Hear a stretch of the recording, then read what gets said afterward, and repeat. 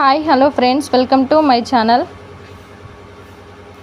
ఈరోజు అయితే మనం 9th క్లాస్ తెలుగులో వరుసగా ఏమేం లెసన్స్ ఉన్నాయి, వాటిని ఎవరు రాశారు, ఆ లెసన్లకు సంబంధించిన ఇతివృత్తం ఏంటిది, ప్రక్రియ ఏమిటి అనేది మనకి ఇది ఒక బేసిక్ నాలెడ్జ్ కాబట్టి ఈరోజు వీడియోలో ఇదైతే మనం నేర్చుకుందాము. సో మనకు ఫస్ట్ లెసన్ ఏంటిదంటే ధర్మార్జునులు అనేది ఫస్ట్ లెసన్.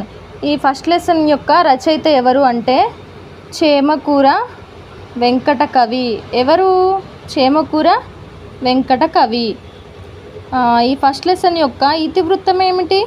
నైతిక విలువలు. ప్రక్రియ ఇది ప్రబంధం అనే ప్రక్రియకు చెందినది.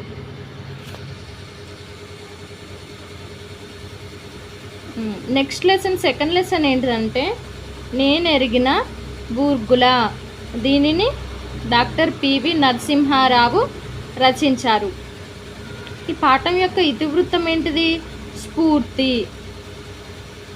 నేనెరిగిన బూర్గుల అనే పాఠ్యాంశము అభినందన వ్యాసం అనే ప్రక్రియకు చెందినది. తర్వాత లెసన్ ఏంటిది? వలస కూలి. వలస కూలి ఎవరు రచించారు?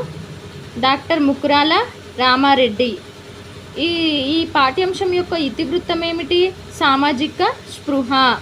ఈ పాఠ్యాంశం ఏ విధంగా ఉంటుంది? గేయ ప్రక్రియ అనే రూపంలో ఉంటుంది. ఈ వలస కూలి అనే పాఠ్యాంశంలో మనకు సరళమైన పంక్తులతో కూడిన పాఠ్యాంశం ఉంటుంది కదా, సో అదన్నమాట. నెక్స్ట్ ఫోర్త్ లెసన్ ఏమిటి? రంగాచార్యతో ముఖాముఖి. రంగాచార్యతో ఏంటి? ముఖాముఖి. దీనికి రచయిత, ఈ పాఠ్యాంశానికి రచయిత ఎవరు లేరు, కానీ ఈ పాఠ్యాంశం యొక్క ఇతివృత్తం ఏమిటంటే సాహిత్య సేవ. సాహిత్య సేవ అనేది ఈ పాఠ్యాంశం యొక్క ఇతివృత్తం. ఈ పాఠ్యాంశం ఇంటర్వ్యూ అనే ప్రక్రియకు చెందుతుంది. నెక్స్ట్ ఏంటిది? ఫిఫ్త్ లెసన్ శతక మధురిమ. ఇందులో ఎవరుంటారు? ఒక్కరే రచయిత ఉండరు కదా, ఇందులో శతక కవులు ఉంటారు. సో ఈ శతక మధురిమ ద్వారా మనకు ఏం పెంపొందుతాయి? నైతిక విలువలు అనేవి విద్యార్థులలో పెంపొందుతాయి కదా. సో ఇది శతక మధురిమ యొక్క ఇతివృత్తం నైతిక విలువలు.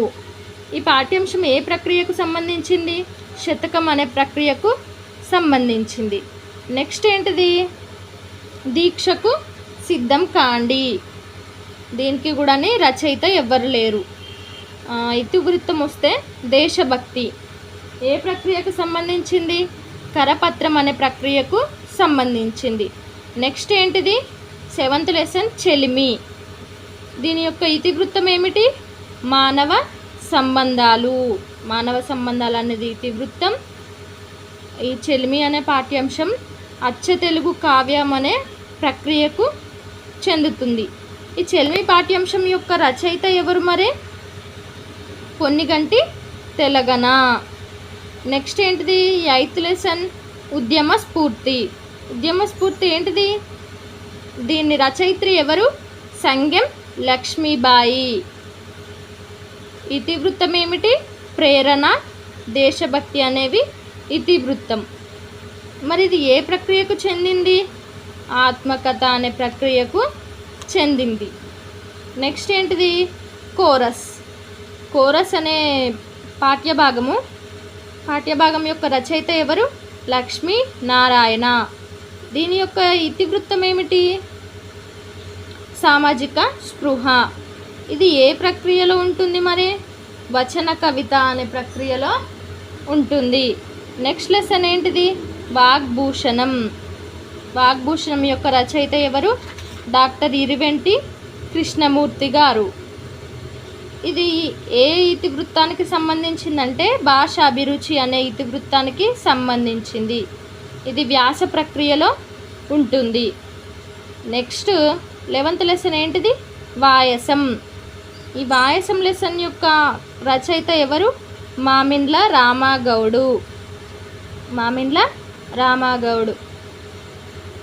ఏ ఇతివృత్తానికి సంబంధించింది ఇది? జీవకారుణ్యం అనే ఇతివృత్తానికి చెందుతుంది. ఆధునిక పద్యం అనే ప్రక్రియ ద్వారా ఈ వాయసం అనే పాఠ్యాంశం మనకు అందించడం జరుగుతుంది.